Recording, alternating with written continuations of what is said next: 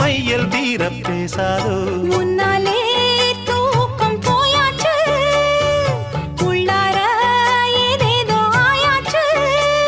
நான் ஏரிக்கர மேலிருந்து 8 திசை பார்த்திருந்து ஏந்திழைக்கு காத்திருந்தேன் காணல்ல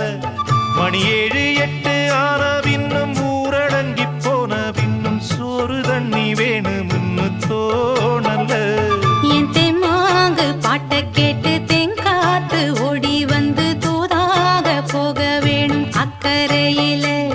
நாம் உண்டான ஆசைகளை உள்ளார பூட்டி வச்சு திண்டாடி நிக்க